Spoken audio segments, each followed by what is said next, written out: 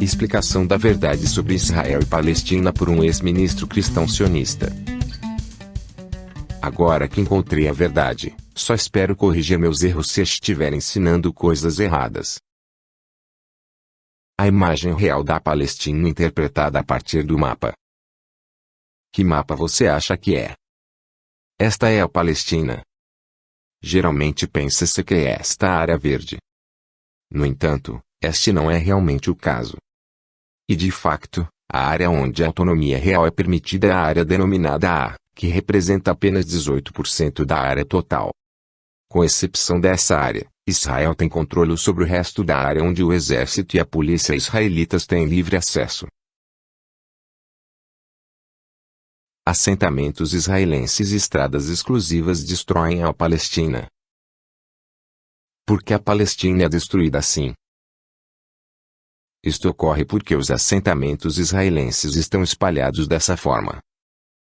De acordo com o direito internacional, a construção de tais assentamentos é ilegal.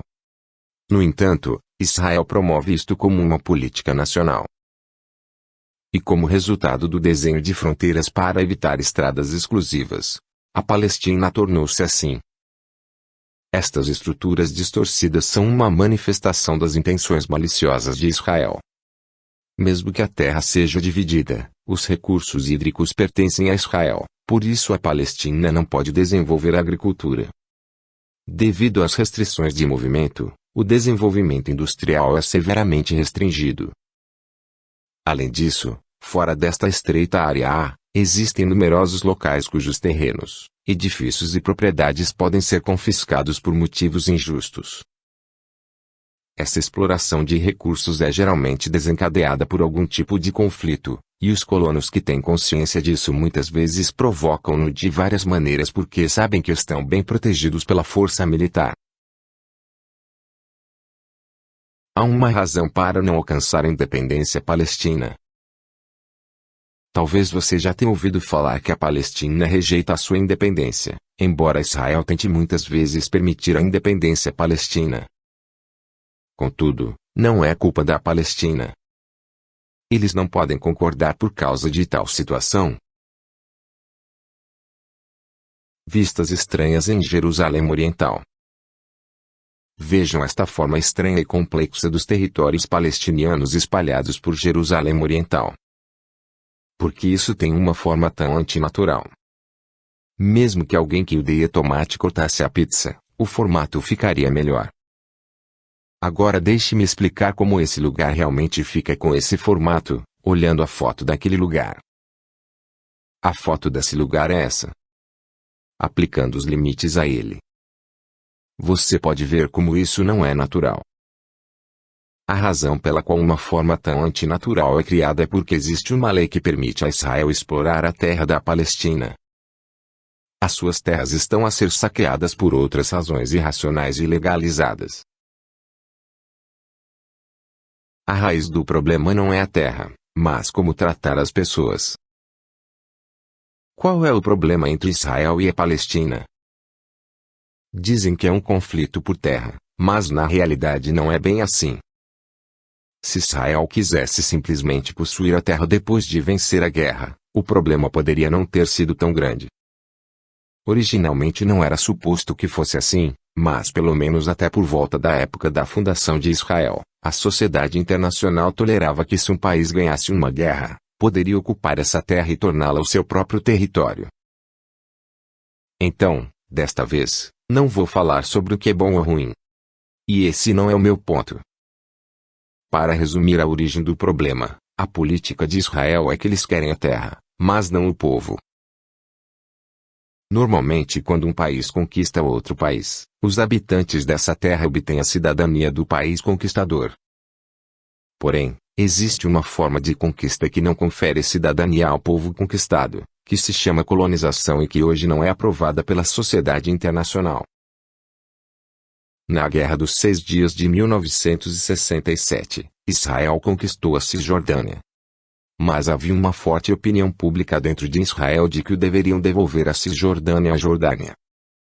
Isto é natural, porque se concederem direitos civis aos árabes que aí vivem, o equilíbrio demográfico será obviamente destruído e os judeus ficarão numa posição de desvantagem.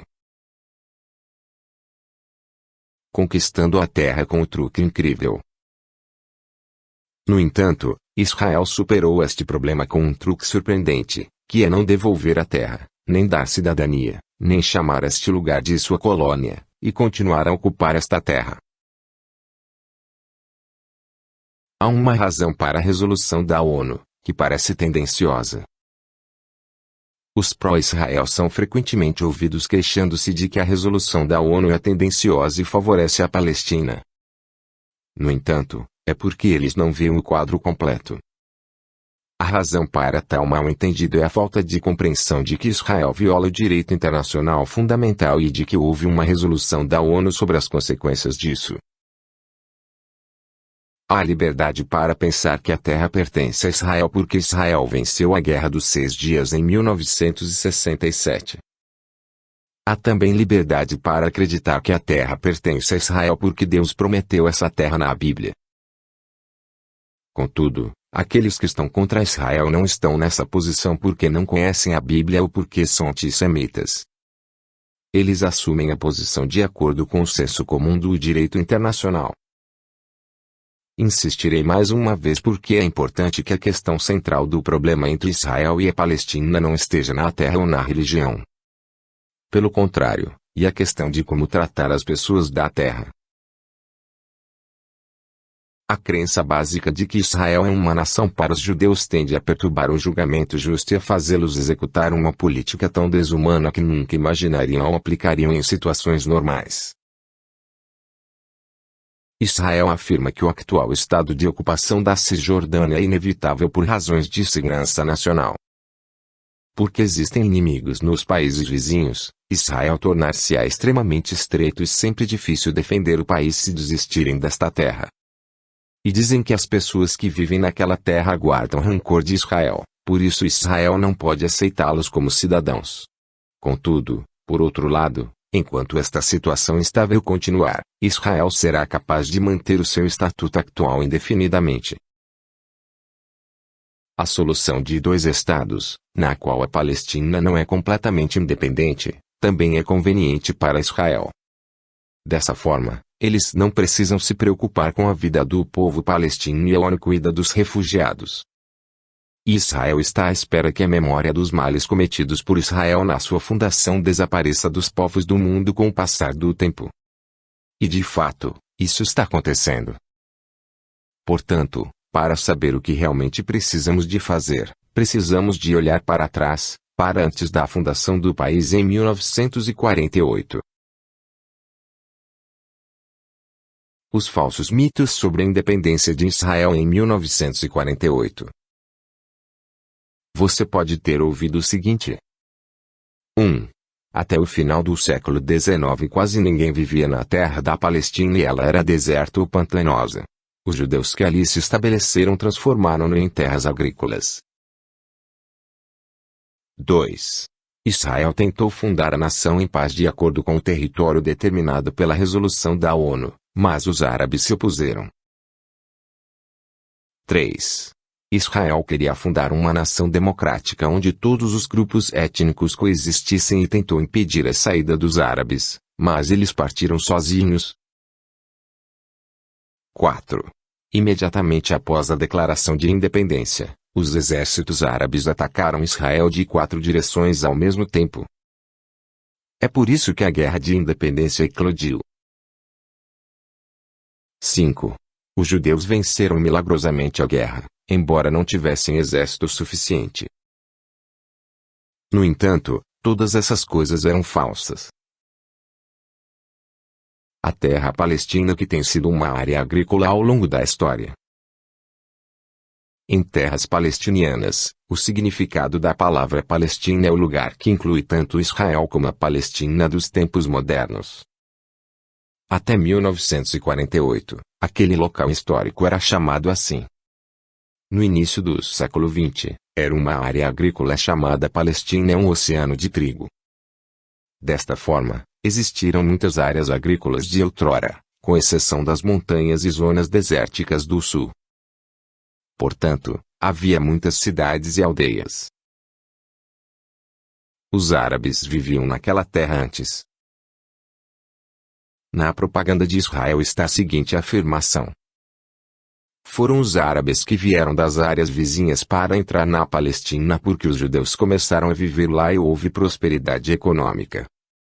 No entanto, isso não está correto. Certamente havia pessoas que moravam lá. A terra onde 3 religiões coexistiram em paz. Não havia muitos naquela terra, mas alguns judeus viveram lá desde os tempos antigos. A hipótese de que todos os judeus foram exilados desta terra após a revolta de Bar Kokhba e o seu fracasso no século II é agora negada. Muitos dos judeus que viveram lá no século e converteram-se ao cristianismo e mais tarde muitas pessoas converteram-se aos muçulmanos. A esse respeito, numerosos palestinos são ex-judeus descendentes de Abraão, Isaque e Jacó. Isso significa que houve judeus e cristãos que mantiveram a sua fé e continuaram a viver na Palestina. Essa era a terra onde a maioria das pessoas era muçulmana. No entanto, as pessoas viviam juntas em paz. Muitas pessoas entendem isto mal, mas não é verdade que judeus e muçulmanos estivessem em constante conflito entre si. Na Palestina, as 3 religiões viveram juntas em paz durante muitos anos. 2. O ato imprudente de Israel, que ignorou a resolução da ONU. O plano de partição da Palestina das Nações Unidas e o ato imprudente de Israel. O Império Otomano perdeu o poder sobre a região após a Primeira Guerra Mundial. E tornou-se um território sob mandato da Inglaterra. O problema começou a aparecer no século XX, quando os colonos judeus aumentaram gradualmente. A principal razão pela qual os árabes sentiram uma grande ameaça não foi porque os judeus eram simplesmente imigrantes, mas porque os árabes descobriram que os judeus tinham o propósito de fundar uma nação para os judeus. Por conta disso, ocorreram disputas entre judeus e árabes em atrevidote lugares. Em termos de população, havia mais árabes. No entanto, a Inglaterra tinha controle estrito sobre os motins árabes, mas a Inglaterra era tolerante com os judeus. Como resultado, a principal potência militar da Palestina perdeu força em 1948. De todas as coisas, um incidente inesperado eclodiu. Os judeus começaram a realizar ataques terroristas contra a Inglaterra. Um dos incidentes mais famosos foi o atentado ao Hotel Camp David, onde ocorreram 91 mortes em 1946, que foi considerado o maior ataque terrorista do século XX. Os judeus repetiram os ataques terroristas para insistir nas suas exigências à Inglaterra. Na verdade, a Inglaterra considerou a situação fora do seu controle. Deixaram então a solução do problema palestino para as Nações Unidas. Depois disso, decidiram que a Palestina deveria ser separada para judeus e árabes. Se a votação tivesse ocorrido assim, não teria havido votos a favor suficientes. No entanto, ocorreu uma obstrução em 26 de novembro e a votação foi adiada por 3 dias. Durante esse tempo, operações secretas foram realizadas em nações a pedido de apoiantes do sionismo em Nova York. Como resultado, em 29 de novembro de 1947, foi aprovada a Resolução 181 da Assembleia Geral da ONU. A resolução da ONU determinou que mais de metade da Palestina seria terra judaica, embora os judeus ocupassem apenas 6% de todas as terras na Palestina e a sua população representasse apenas 1/3 de toda a Palestina. Ainda assim, Ben-Gurion estava insatisfeito com a resolução de partição da ONU. Foi porque eles queriam obter mais território. Contudo, era óbvio que o lado árabe a rejeitaria. Por isso pensaram que não seria necessário rejeitar da parte deles. Então Ben-Gurion aceitou uma vez e planejou expandir o território pela força. Naturalmente, os árabes opuseram-se à resolução de partilha da ONU. Agora, os judeus agiam como se aceitassem isso superficialmente. No entanto, surpreendentemente, em vez de respeitarem a fronteira, iniciaram uma campanha para expandir e remover à força o maior número possível de árabes. Se eu tivesse que explicar a situação de outra forma, os judeus iniciaram a guerra de agressão, imediatamente após rejeitarem o plano de divisão das Nações Unidas. 3. Israel que massacrou, ameaçou e exilou os árabes. Ben-Gurion, que era o principal líder na altura e mais tarde se tornou o primeiro primeiro-ministro, tinha um plano claro e detalhado para expulsar os habitantes árabes de Israel. Tudo isso ficou evidente hoje. Estudo detalhado das cidades, vilas e aldeias palestinas. Para fins de limpeza étnica e confisco de terras, foi concluído um arquivo sobre as aldeias. Este arquivo contém a localização topográfica de cada aldeia, suas estradas de acesso, qualidade da terra, fontes de água, principais fontes de renda, sua composição sociopolítica, filiações religiosas, nomes de seus muqtars, chefes de aldeia, sua relação com outras aldeias, a idade de cada homem, entre 16 e 50, o número de trabalhadores qualificados, o número de árvores plantadas nas explorações agrícolas, etc. Foi um registro de detalhes precisos em cada área. Entre todos os dados, o que ficou caracterizado foi o índice de hostilidade ao projeto sionista, a hostilidade contra o sionismo. Nesta lista está uma lista daqueles que estiveram envolvidos no levante de 1936 e das famílias daqueles que perderam alguém na luta contra os britânicos. Como tal, os dados eram estratégicos e detalhados. A pessoa de filtração de informação foi designada com o propósito de coletar tais dados e guiou o exército israelense quando este invadiu as aldeias. Surpreendentemente, este arquivo foi concluído por volta de 1943 e foi amplamente utilizado durante a limpeza étnica. Este facto prova que a limpeza étnica foi sistemática e planeada. Refugiados criados intencionalmente. Ninguém gostaria de deixar a sua terra natal e tornar-se refugiado. Portanto, o combate foi necessário para transformar os árabes em refugiados. Portanto, Israel de alguma forma tentou provocar o combate nas aldeias árabes. Contudo, o povo árabe não sentiu a sensação de crise. Por isso não responderam ao ataque, o que dificultou o seu plano.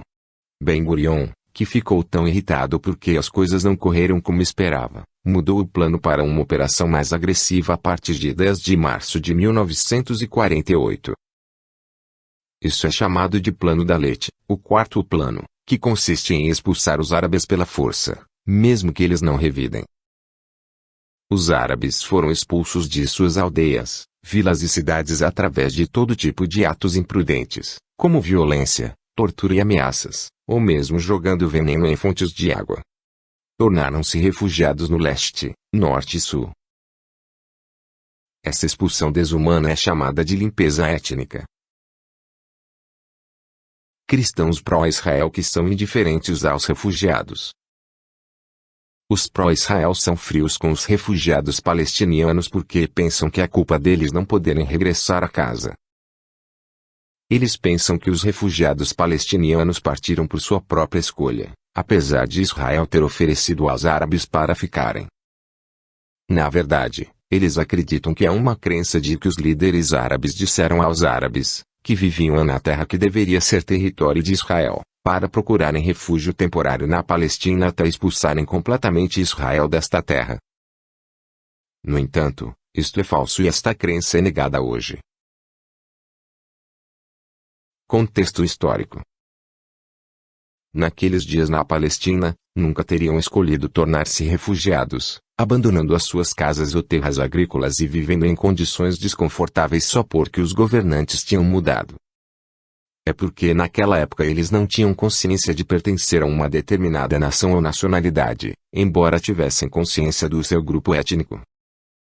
Até então, tudo o que tinham feito era observar o desenrolar da guerra, obedecer aos novos governantes que surgiram como resultado da guerra, pagar impostos e continuar com as suas vidas. Além disso, quando ouvimos a palavra guerra, podemos imaginar uma guerra total das nações modernas. Mas até ao século XX existia uma distinção entre os soldados e civis, e entre combatentes e não combatentes. Portanto, os palestinos, que não conheciam a guerra estatal moderna, não sentiram necessidade de fugir de onde estavam. Se Israel dissesse que formaria uma nação onde todas as tribos pudessem coexistir, não tinha razão para abandonar a terra onde viviam confortavelmente. Reconstituição da caça nazista aos judeus.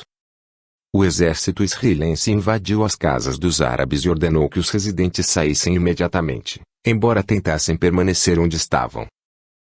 Golda Meir, a quinta primeira-ministra, que viu a situação depois da saída dos árabes, comentou que era como depois dos nazistas caçarem os judeus. Foi porque viu uma situação em que os árabes desapareceram repentinamente de casa, deixando o jantar na mesa, pronto para comer. Não é necessário voltar aos tempos bíblicos para encontrar as causas do conflito entre Israel e a Palestina. Nem é a diplomacia duvidosa da Grã-Bretanha a causa dos refugiados ou do terrorismo atual. Isto porque não teria havido grandes problemas sem a limpeza étnica. Israel conseguiu aderir às Nações Unidas em 1949, apesar de violar as resoluções da ONU. Porque partiu da premissa de considerar o regresso dos refugiados. Portanto, a UNRWA foi criada e os refugiados palestinos foram tratados separadamente de outros refugiados. Portanto, os refugiados palestinos tinham esperança de que em breve poderiam regressar à sua terra natal naquele momento. Há opiniões de que é estranho que os refugiados palestinianos herdem um estatuto de refugiado, mas temos de compreender que isto tem um contexto histórico. O massacre como evidência evidente do descumprimento da resolução da ONU. Há um incidente digno de nota, o massacre de Deir Yassin em Jerusalém Ocidental. Pelo menos mais de 100 pessoas foram massacradas neste local. Relativamente a este incidente, 3 factos devem ser salientados. Uma delas é que este massacre ocorreu mais de um mês antes de Israel declarar a sua independência em 14 de maio de 1948. Em segundo lugar, aquela aldeia ficava a 20 quilômetros da fronteira de Israel, o que foi determinado pelo plano de partilha da ONU. Já é bastante surpreendente que a invasão de Israel tenha avançado tanto, mesmo um mês antes da declaração de independência. Esta data e a relação posicional são provas irrefutáveis de que Israel não aspirava à independência de forma pacífica, de acordo com a resolução da ONU. E, de facto, mais de metade de todos os refugiados, centenas de milhares deles, já foram expulsos de Israel antes do início da Guerra de Independência. Como terceiro ponto, esta aldeia seria administrada internacionalmente porque as Nações Unidas não aprovaram a sua reivindicação territorial a nenhum país, uma vez que a sua localização era próxima de Jerusalém. Isso significa que Israel roubou esta terra das Nações Unidas. A invasão de Jerusalém por Israel é a prova de que a ONU não aprova que Jerusalém seja a capital de Israel. As Nações Unidas até apelam a Israel para que se retirasse até mesmo de Jerusalém Ocidental. Portanto, é natural que a ONU não aprove a anexação de Jerusalém Oriental. Ouçam-me, governantes de Israel, que odeiam a justiça e transformam o bem em mal. Que edificam Sião com derramamento de sangue e Jerusalém com iniquidade. Livro de Miqueias 3:9-10. 4. A Guerra de Independência poderia não ter eclodido se Israel não tivesse cometido um acto tão imprudente. Quando você vê isso, pode ajudá-lo a compreender que era falso que a Guerra de Independência eclodiu porque os árabes se opuseram ao plano de partição da ONU, apesar de Israel ter aceitado. Uma das razões pelas quais as nações árabes vizinhas enviaram soldados voluntários foi a sua raiva contra a limpeza étnica de Israel. Mesmo assim, o exército árabe não pôde contra-atacar em grande escala até 14 de maio, porque aquela terra era governada pela Inglaterra. Na verdade, a limpeza étnica israelita ocorreu diante das tropas britânicas estacionadas na Palestina. E o exército britânico nunca veio em socorro dos árabes. Portanto, Parece-me que mesmo a guerra de independência não teria eclodido se Israel tivesse mantido as fronteiras determinadas pelas Nações Unidas.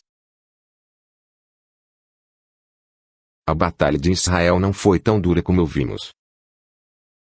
O facto de Israel ter levado a cabo a limpeza étnica em grande escala mostra que isso significava que eles podiam dar-se ao luxo de expandir os seus territórios, além de levar a cabo a limpeza étnica em termos de forças militares e fornecimentos militares. Claro, pode ter havido momentos em que sofreram em batalhas e não tiveram suprimentos militares. No entanto, nunca negligenciaram a limpeza étnica e a expansão dos territórios porque são as prioridades. Isso porque eles avançaram nas batalhas com confiança na vitória. De qualquer forma, você já deve ter ouvido falar que a vitória de Israel foi milagrosa, comparada ao episódio em que Davi derrotou Golias. Mas estava longe do que realmente aconteceu. O que você acha? Este é o fim da primeira parte.